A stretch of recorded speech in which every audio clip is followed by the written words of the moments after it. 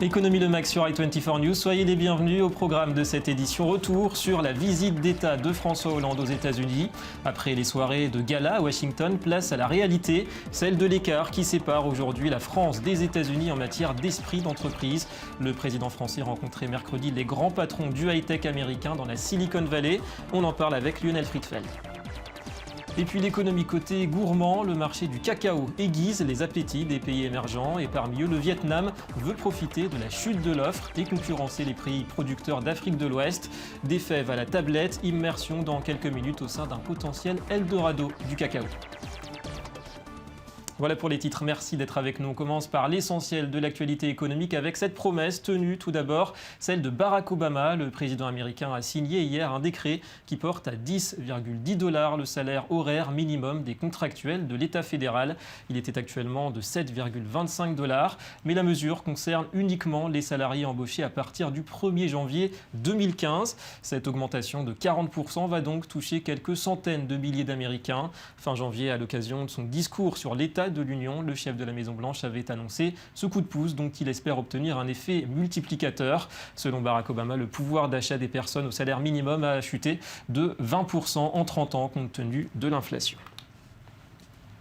Toujours aux États-Unis, ce ne sera plus un géant mais un mastodonte. Comcast, le câblo-opérateur américain, est sur le point de racheter son rival Time Warner Cable. Le montant de l'opération dépasserait les 45 milliards de dollars. Ce mariage inattendu entre les numéros 1 et 2 du secteur fait sensation. La transaction devrait passer par un échange d'actions. Les actionnaires de Time Warner Cable recevront l'équivalent de 159 $ pour chaque titre.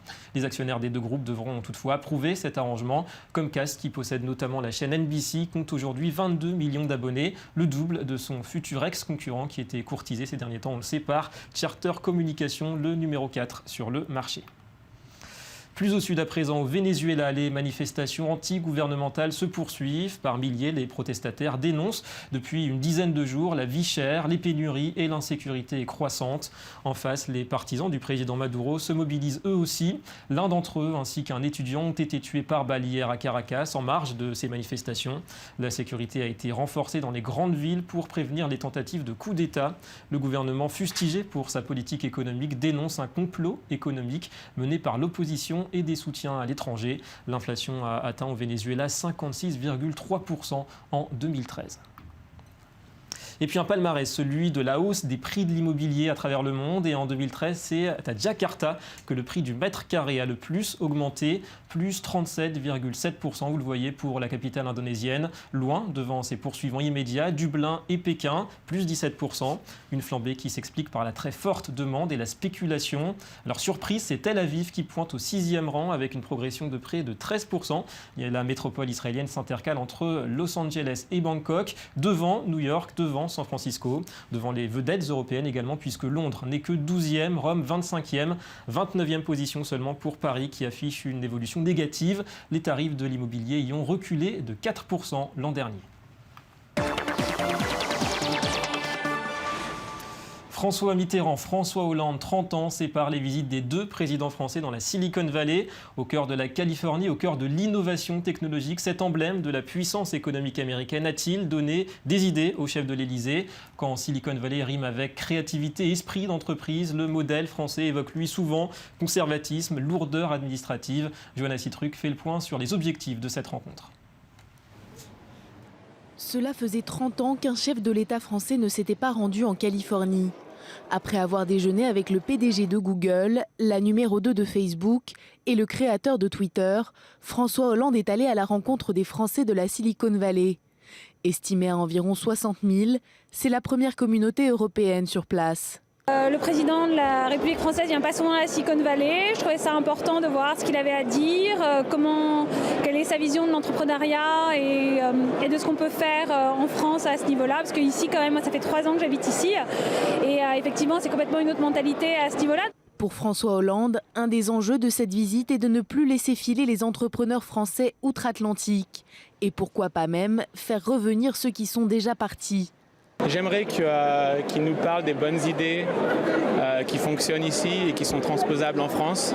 Parce qu'il y a une recette qui fonctionne indéniablement et donc peut-être dont on peut s'inspirer chez nous. Et c'est chose faite. En s'inspirant du modèle américain, François Hollande a annoncé une série de mesures en faveur des start-up, comme relancer le financement participatif, proposer des offres d'embauche de 3 ans pour les étudiants en fin de cycle et faciliter l'obtention de visas pour les innovateurs étrangers. Mettre en place des passeports talents pour attirer toujours plus d'entrepreneurs et d'investisseurs américains dans l'Hexagone. Les États-Unis, c'est le premier investisseur étranger en France. Et que 30% des investissements américains viennent de Californie. Et donc nous n'avons peur de rien. Au contraire, nous souhaitons que ces grandes entreprises viennent en France et en Europe. Ah, il y a aussi des conditions à respecter, des règles fiscales.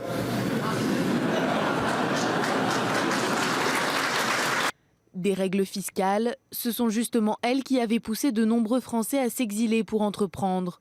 Mais pour compenser la fiscalité parfois contraignante pour les sociétés débutantes, François Hollande parle d'augmenter les rémunérations. Attribution gratuite d'actions, bons de souscription de parts de créateurs d'entreprises. Plusieurs pistes sont évoquées, mais rien n'a encore été tranché. Voilà, alors des pistes, des promesses, mais pas encore de vraies décisions, de vrais changements. C'est justement la hantise des jeunes entrepreneurs français. Alors le modèle français peut-il épouser certains principes clés de la réussite à l'américaine?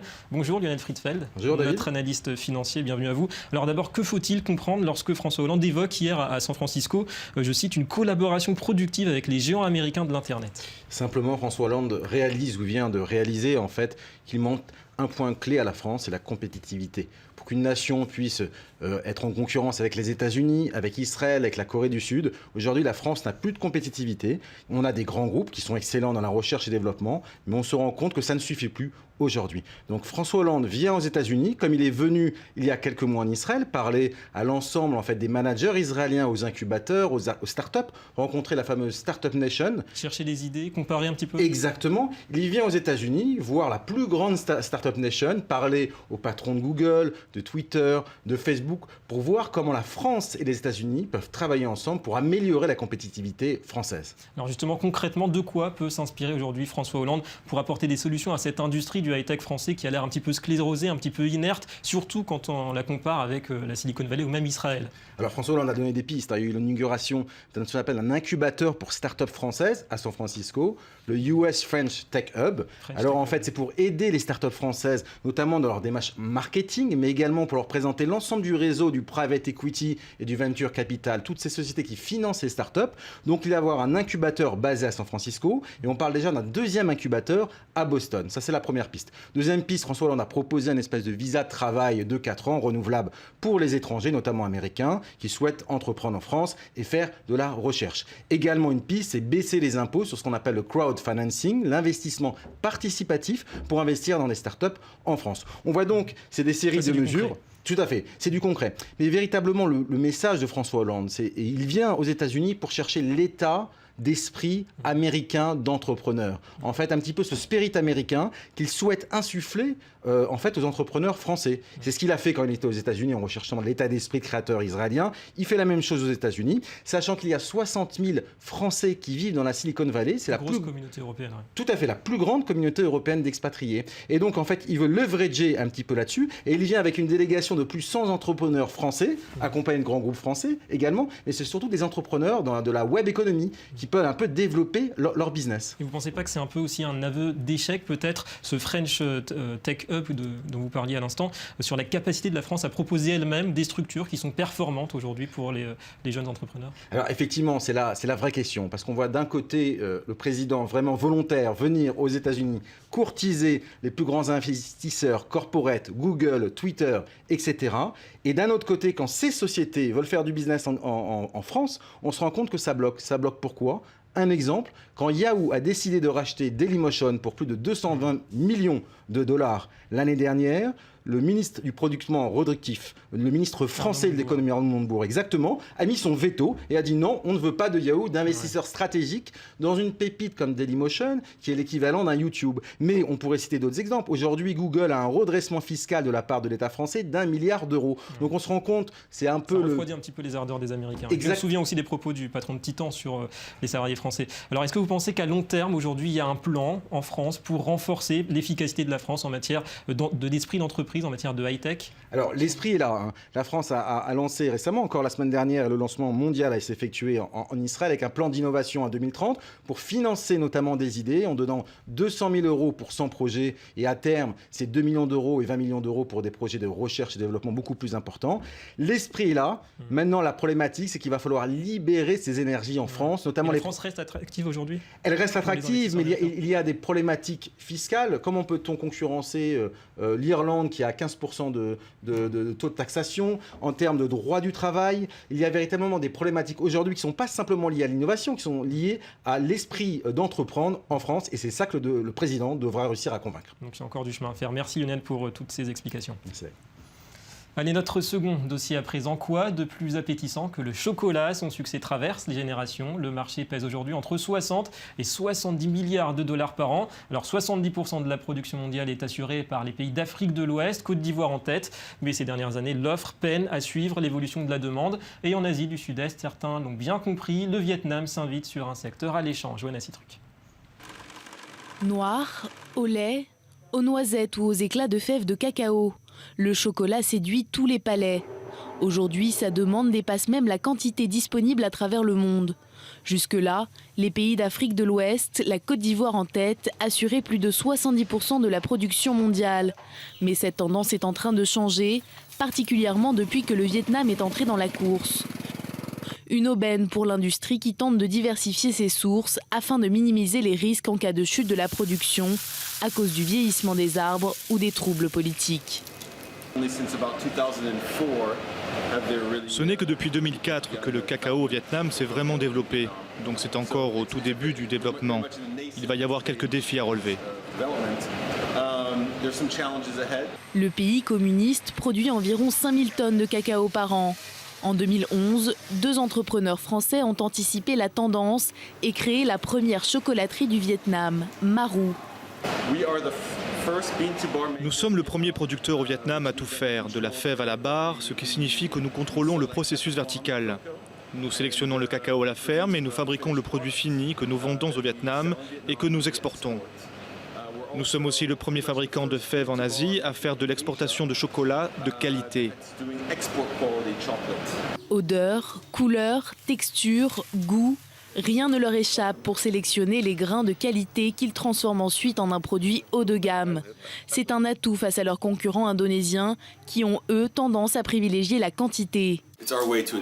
C'est notre façon d'encourager les fermiers à faire du travail de qualité, en payant seulement pour les sacs que l'on sélectionne. On n'achète pas tout, mais nous payons beaucoup plus pour ce que nous choisissons. Aujourd'hui, Marou exporte depuis son usine d'Ho Chi Minh Ville près de 2 tonnes de chocolat chaque mois vers une quinzaine de pays à travers le monde entier. Des débuts prometteurs pour ce chocolat vietnamien. Et c'est l'heure du Media Watch.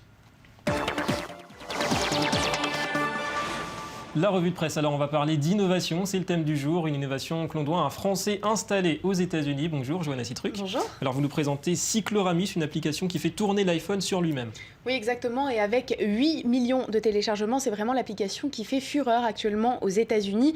Cycloramis, en fait, se sert de la fonction vibreur pour pouvoir faire tourner l'iPhone sur lui-même et donc pouvoir filmer à 360 degrés. Et comment on explique un tel succès? Alors en fait, le créateur de l'application, donc comme vous l'avez dit, c'est un Français qui s'est installé aux États-Unis et qui a participé à l'émission Shark Tank pour des entrepreneurs qui sont à la recherche d'investisseurs.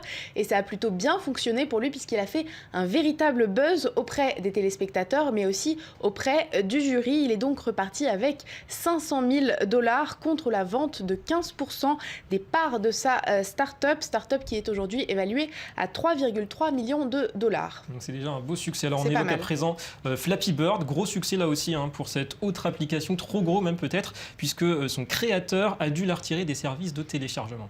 Oui, exactement. Alors déjà, le concept de Flappy Bird, c'est quoi? C'est de faire voler un oiseau donc entre des tuyaux sans jamais toucher ces fameux tuyaux. C'est pas le jeu du siècle, mais ça marche puisque depuis sa sortie en mai, l'application a été téléchargée plus de 50 millions de fois. Et pourtant, comme vous l'avez dit, le concepteur du jeu a été dépassé et a donc décidé de tout arrêter. L'application n'est donc plus disponible sur les plateformes de téléchargement depuis une semaine. Alors le problème, c'est que depuis cette semaine, un véritable marché parallèle s'est développé sur Internet. On trouve donc des smartphones, des tablettes sur lesquelles le jeu est déjà installé à des prix incroyable, très très élevé. Sur eBay par exemple, un iPhone 5 a été vendu à 3 680 €. C'est particulièrement élevé et je vous rappelle surtout pour avoir le jeu justement, et je vous rappelle quand même qu'un iPhone 5S neuf sur le site de l'Apple Store, ça coûte entre 700 et 900 € en fonction de la mémoire, de la capacité du téléphone. Voilà, sauf que ça c'est pour l'iPhone qui n'a pas Flappy Bird. Exactement, Flappy Bird c'est beaucoup plus cher. Merci Johanna et à très bientôt. À bientôt. Et c'est la fin de cette édition. Merci à vous de nous avoir suivis. Économie Le Mag revient très vite sur i24 News. Restez avec nous, l'information continue.